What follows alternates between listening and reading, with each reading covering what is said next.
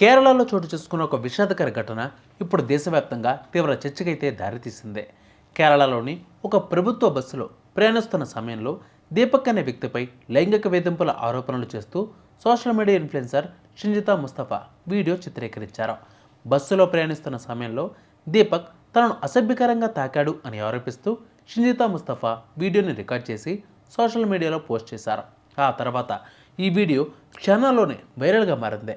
Social మీడియాలో విస్తృతంగా share కావడంతో దీపక్ తీవ్ర మానసిక ఒత్తిడికి గురయ్యాడు.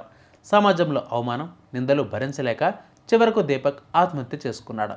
ఈ సంఘటన స్థానికంగా మాత్రమే కాకుండా రాష్ట్ర వ్యాప్తంగా కలకలం రేపింది. దీపక్ మృతి తర్వాత ఈ కేసు మరింత కీలక మలుపు తిరిగింది. ఈ ఘటనపై కేరళ పోలీసులు షింజితా ముస్తఫాను అరెస్ట్ చేయడం జరిగింది. ఆమెపై ఆత్మహత్యకు ప్రేరేపించినట్లు కేసు నమోదు చేసి విచారణ ప్రారంభించారు.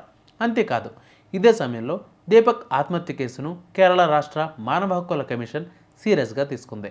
ఈ ఘటన మానవ హక్కుల ఉల్లంఘన కోణంలోనూ పరిశీలించాల్సిన అవసరం ఉందని కమిషన్ అభిప్రాయపడింది.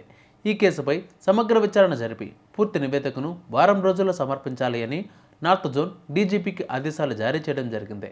ఈ ఘటన సోషల్ మీడియా వినియోగంపై, ఆరోపణలపై ముందస్తు విచారణ అవసరంపై, వ్యక్తిగత గౌరవం మరియు మానవ హక్కులపై తీవ్ర చర్చకు తెరతీసింది.